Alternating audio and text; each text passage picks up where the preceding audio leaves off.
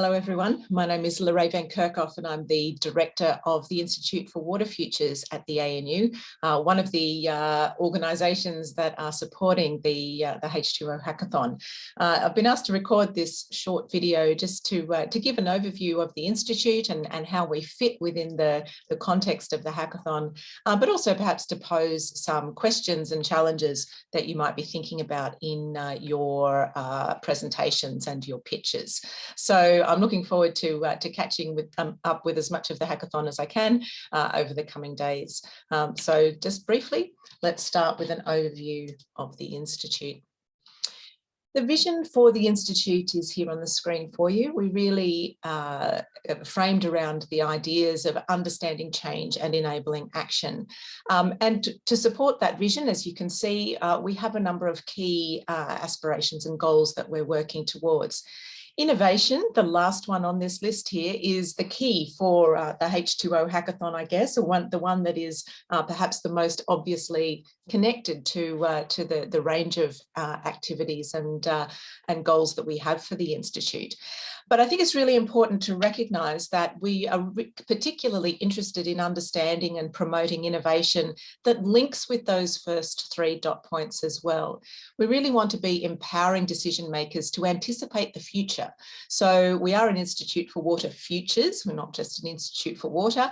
And what this means for us is that we're really keen to see new ideas, new practices, new dialogue, new conversations about how people think about the future.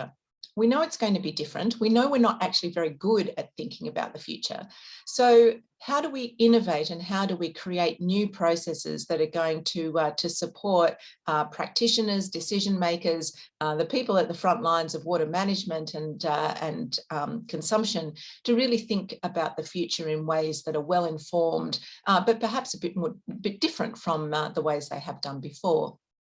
So innovation has an important role to play there because it can open up different parts of conversations that we haven't been able to have so far, and to recognise different aspects of the future that perhaps we might have some vague feelings about or concerns over, but don't necessarily have the clarity of understanding.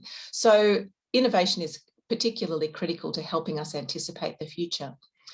It's also about understanding uncertainty. So whenever we're talking about the future hasn't happened yet, and there's always elements of uncertainty about what's going to be happening over the coming years or decades. And so understanding uncertainty and how that features in the science, how it features in decision making, is also a crucial part of the goals of the Institute and what we're wanting to support and achieve. Again, of course, innovations in all their forms can help us to understand uncertainty, to characterize it, to give us a bit of a flavor of what that might mean for how we can still make decisions, and good decisions, even in the context of that uncertainty.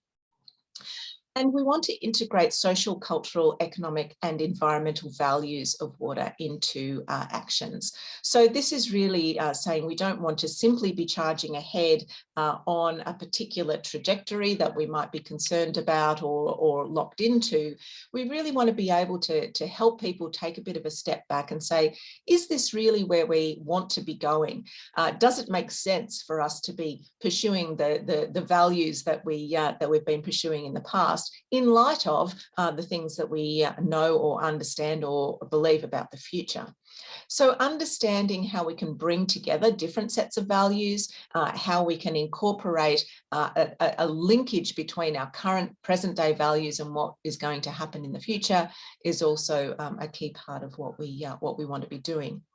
So when we're thinking about innovation, then we're really looking at, yes, technology. Sometimes that's the most prominent, and given the theme of this year's hackathon of solving water problems from space, technology is going to be very prominent, and that's really exciting. But we also want to be thinking about how do those innovations in technology actually connect with innovations in society, innovations in production and decision making, and innovations in governance and how we make decisions. So I hope that you've been able to think about some of these things in your preparations for this event. The ideas around values and innovation and technology, perhaps can be distilled into a number of questions. So I've formulated these to encourage you to be thinking as you're developing your projects and your pitches and your proposals, to be thinking about, well, what are the questions I should be asking or trying to answer that can really position my work in relation to these goals and objectives. So there's some really straightforward questions. Who is your innovation going to help? Who's the audience? Who's the target here? Who do you believe is going to get excited about what you're proposing? And how will it help them? Why would they get excited about it? What is it that's going to change as a result of this particular innovation? Is it going to help them address problems that they are already grappling with? And sometimes this is perhaps one of the easier contexts in which to work. We know there's a problem out there. The decision makers know there's a problem. They're really trying to figure out ways to address those problems, and your technology can help them do that, or your innovation can help them do that. So that's a really important context in which we can make a difference to practice on the ground. But we could also perhaps help people think about old problems in new ways. And this is one of the most amazing things about technological innovation, and I think the potential of what we have through Earth observation and remote sensing technologies from space, is that it can really help us to see things that are going on in the environment and in the landscape in ways that can help us understand what we might have thought of previously as a water allocation problem, as something that might be quite different. Maybe it's a landscape function problem, maybe it's a hydrological problem, and to make those different connections and linkages. So can it help people understand old problems in new ways? Does it help people grasp the challenges of the future more clearly? This is a particular issue that we want people to be thinking about. How does it help us to understand that uncertain future? Does it give us some clarity about that? Does it change existing practices, or does it enhance them? And this can be a useful thing to be thinking about when you're considering the impact of your research.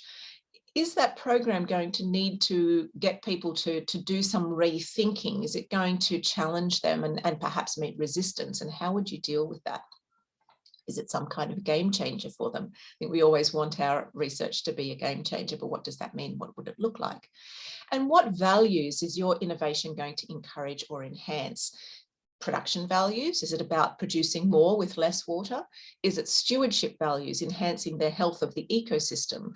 Is it about community cohesion and perhaps resilience in a changing water environment? So all of these can be questions that you can ask of your projects, and I really am looking forward to seeing how some of you tackle them and the ideas that you bring forward. Thanks for your time. Thanks for listening. I will catch up with you over the course of the hackathon, and all the best to all the contestants. Thanks.